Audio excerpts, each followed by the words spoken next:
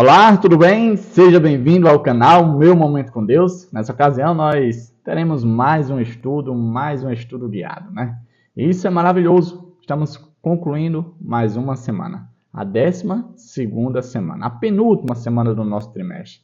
Estamos chegando ao fim. Isso é algo, podemos dizer assim, triste, né? Porque tem sido uma experiência maravilhosa. Essa lição tem sido um verdadeiro achado, uma bênção de Deus a cada um de nós. Mas não se preocupem. E com certeza o Papai do Céu está reservando outras bênçãos muito maiores para cada um de nós. E no dia de hoje, sexta-feira, nós temos ali o nosso estudo guiado, né, o nosso estudo adicional. Mas antes de nós chegarmos até o estudo do dia, o dia de sexta-feira, nós vamos fazer um breve resumo sobre tudo aquilo que foi visto durante a semana. Claro, vai ser de forma resumida, tá certo? Se você quiser, por exemplo, ver de forma mais aprofundada, os vídeos estão aí, eu vou colocar aqui nos cards. Tem a playlist aí onde você pode ter acesso a todo o material que foi disponibilizado e apresentado durante todo o trimestre, tá bom? Se você não é inscrito, aqueles recadinhos básicos, né? Se você não é inscrito no canal, aproveita, se inscreve bem rapidão aí, para que a gente possa não apenas crescer, mas também possa se tornar uma grande comunidade que se apoia, que se junta para ouvir a palavra de Deus, tá certo? Também deixe o seu gostei, isso é muito importante, para que outras pessoas também sejam influenciadas por meio da plataforma, tá bom? Bom, antes de nós adentrarmos no nosso estudo de hoje, eu quero te convidar a juntos fecharmos os nossos olhos e fazermos uma oração ao Senhor. Vamos orar juntos então? Oremos? Senhor Deus, estás nos céus, como é bom, Pai, ter esse momento de estudo. Como é bom estarmos aqui reunidos em frente à Tua Palavra para fazer reflexões, para aprender com o Senhor. Isso é maravilhoso, Pai. Que o Senhor continue a falar aos nossos corações. Que o Senhor continue a nos impressionar com o Teu infinito amor. Que essas histórias, esses contextos que estão sendo apresentados a nós, seja uma verdadeira bênção na nossa vida. Perdoa os nossos pecados, Pai. Dá-nos a Tua paz. É isso que nós te pedimos, em nome de Jesus Cristo. Amém. Pois muito bem, 12ª semana do nosso estudo guiado.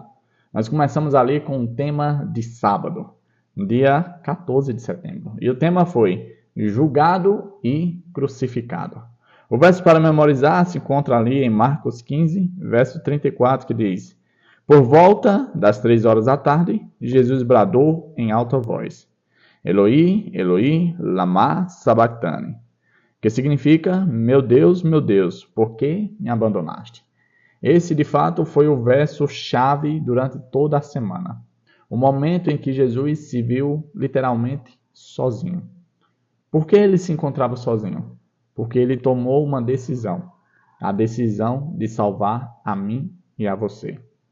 A pergunta que nós devemos fazer é: qual será a nossa reação ao ver que o Filho de Deus se sentiu sozinho, ao ver que o Filho de Deus fez o maior sacrifício que eu e você podemos dizer, testemunhar? Nós devemos reagir. E a depender de nossa reação, vai dizer muito acerca do nosso futuro. Bom, julgado e crucificado. A gente está de forma cronológica, né, seguindo o processo. Na semana passada a gente viu que Jesus foi levado e julgado.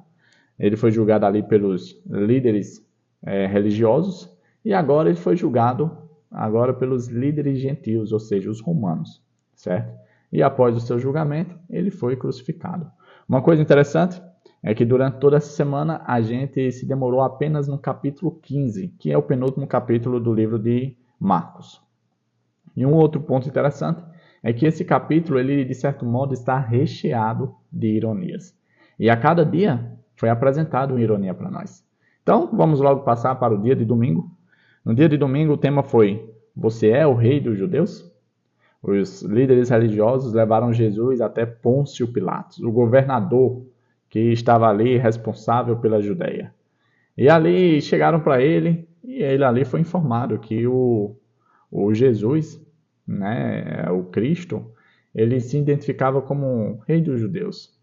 Bem, na verdade, isso foi uma forma, uma tática dos líderes religiosos tentar prejudicar a imagem de Jesus perante Pilatos.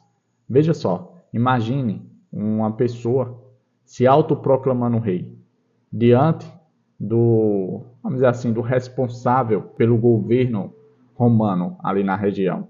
Com certeza deveria ser visto como uma insurgência, né? Como uma rebelião. E com certeza iria surtir ali o efeito que eles tantos almejavam, a condenação. Pilatos perguntou: é isso mesmo? Você é o rei dos judeus? E aí Jesus responde para ele dizendo: você é quem está dizendo. Em outros contextos, Jesus se proclama assim rei, mas ele diz que o reino dele não é desse mundo, porque se fosse, os seus servos, os anjos, não iria permitir que ele fosse tratado daquela forma. Mas no contexto de Marcos, que é o livro que a gente está meditando e refletindo, Jesus apenas responde: você é quem está dizendo. Depois de Pilatos questionar, depois de Pilatos analisar e averiguar, ele olha para Jesus e diz: eu não vejo nenhum crime nele. Até que ele chega, ele é pressionado pelos líderes judeus, né, os religiosos, a tomar uma atitude. E estava no período de Páscoa, e havia ali um costume de que Pilatos ele sempre soltava um prisioneiro. E ali ele foi cobrado sobre esse costume. E foi dito: olha, liberta um prisioneiro. E aí Pilatos aproveitou a ocasião pensando que a população iria escolher o rei dos judeus, né? Então, vocês querem que eu solte o Jesus? Vocês querem que eu solte o rei dos judeus? A população, influenciada pelos líderes religiosos, disseram: não, a gente não quer Jesus, a gente quer Barrabás. Isso foi uma surpresa para Pilatos. A ironia, na verdade, né? Porque, bem na verdade, Pilatos não se agradava com a ideia de condenar Jesus. Porque na vista de Pilatos, no conhecimento que Pilatos teve ali de Jesus, Jesus era inocente.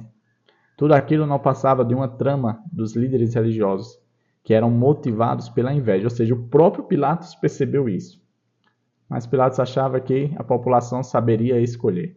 E aqui é só mais uma história de que a gente percebe que muitas vezes a grande massa populacional escolhe muito mal, né?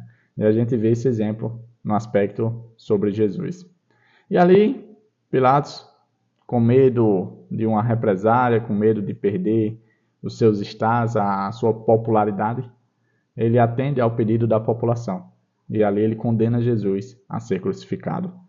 Mas antes que Jesus fosse crucificado, Jesus ele é conduzido para ser açoitado. E aqui nós chegamos no tema de segunda-feira, que diz assim: salve, rei dos judeus. Jesus ele foi conduzido ao pretório, onde todos os soldados se reuniram com um único propósito: açoitar o Filho de Deus. Às vezes a gente pensa: foi uma simples açoite. Não, gente. Jesus foi açoitado fortemente.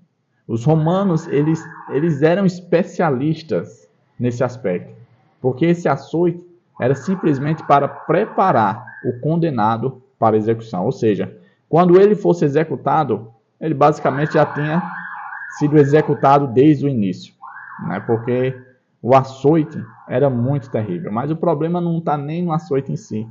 O problema foi a humilhação, a zombaria que Jesus passou.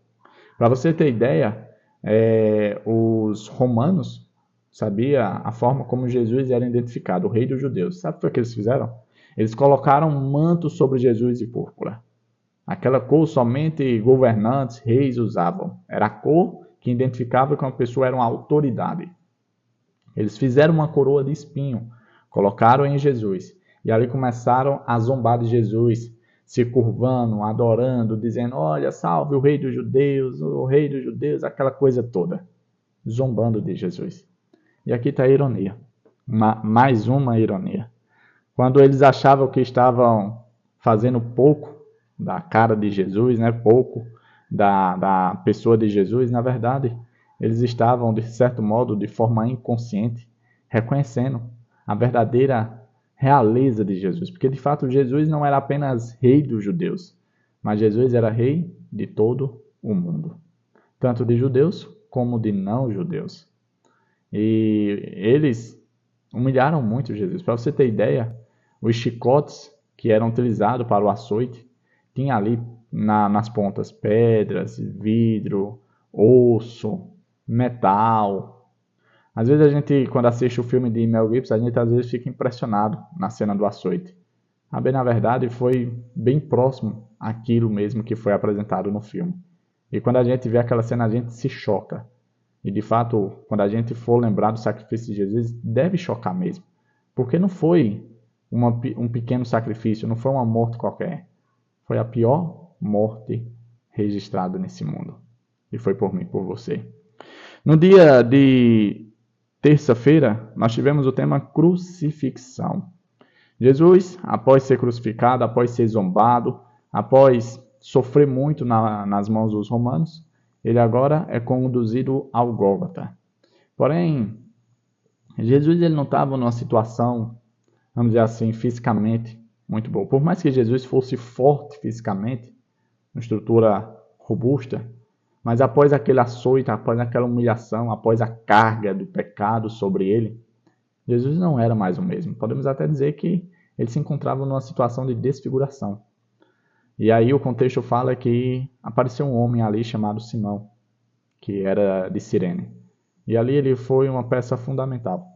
Ele ajudou Jesus a conduzir a cruz até o Gólgota, né, o local da caveira, o Monte da Caveira, como era conhecido. E ali Jesus é crucificado. E é nesse momento em que Jesus brada aos céus, o verso que a gente leu para memorizar. Eloi, Eloi, lama sabachthani, né? Que é exatamente, meu Deus, por que me abandonaste? O contexto fala de terça-feira que houve densas trevas, desde o meu dia até as 3 horas. Trevas espirituais, trevas físicas. Ou seja, era trevas real, tudo escureceu, de forma sobrenatural, mas também espiritual.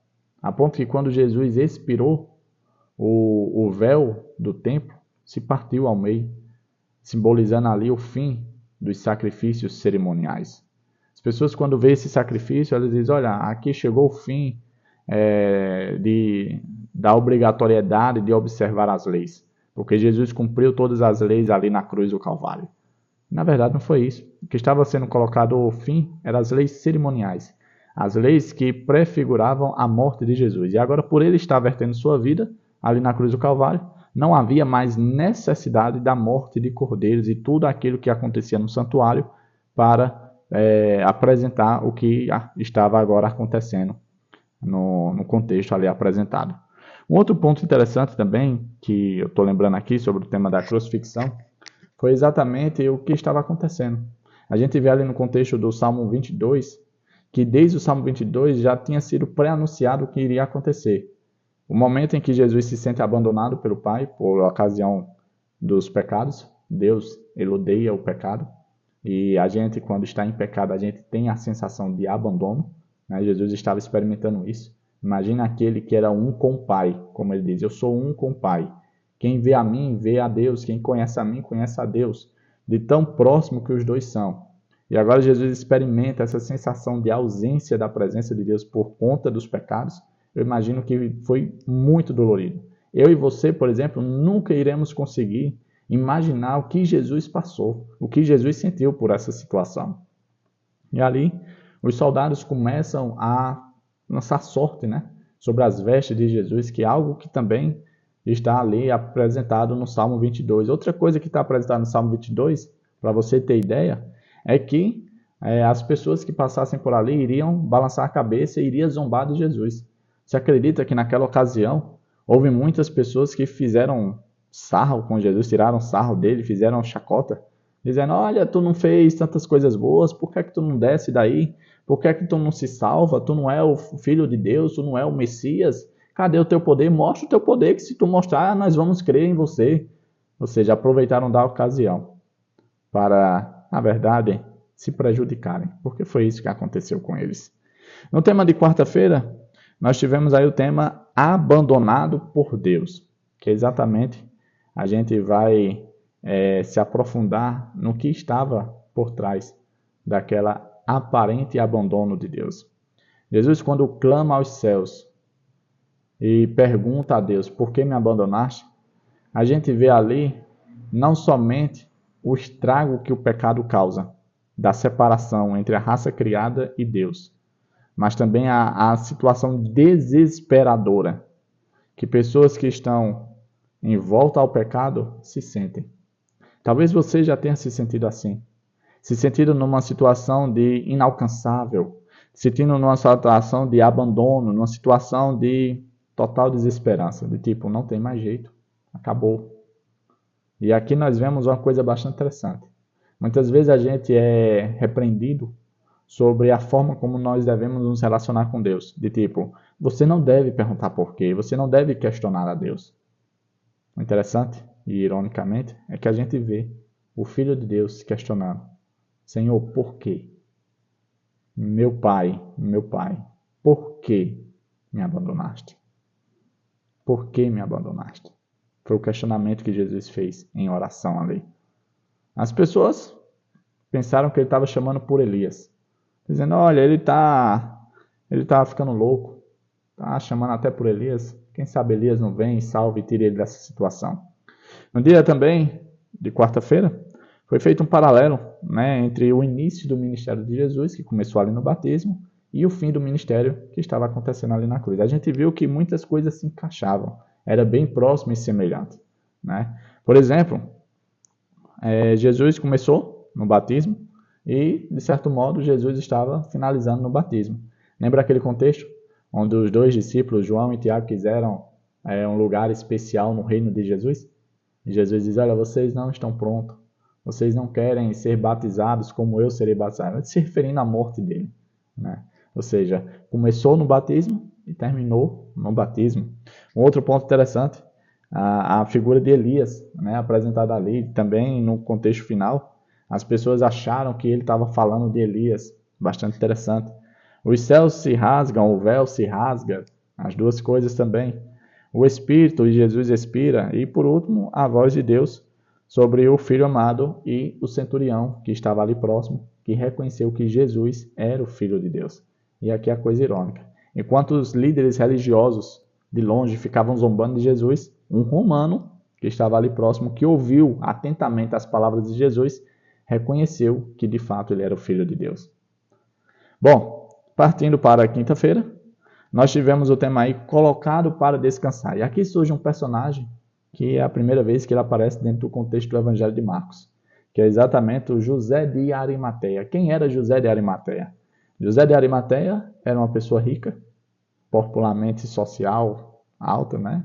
Vivia numa posição social alta, e também ele fazia parte do Sinédrio, ou seja, ele não era qualquer pessoa.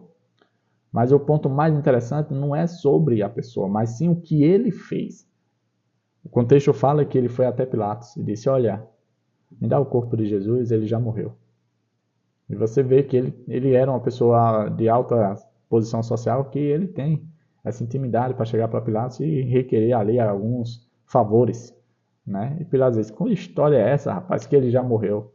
Não é normal, não é comum uma pessoa que é crucificada morrer tão rápido. O quê? Não, mais de 3 horas de crucificação? Não, está errado. Tanto que Pilatos chama ali um centurião e diz, olha, confirma essa história, porque o José de Arimateia está dizendo que Jesus já morreu, é verdade isso? E o centurião confirma, ele já morreu.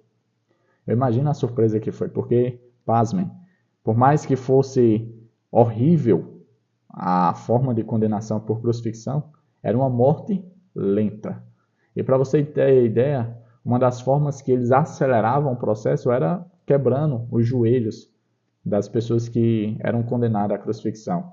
E aí elas ficavam sem sustentação e acabavam sendo sufocadas pelas dores intensas, ali pressionadas pelos nervos no antebraço. E aí Jesus não passou por esse processo. Para você ver o quão desgastado Jesus estava. Ele morreu antes do esperado.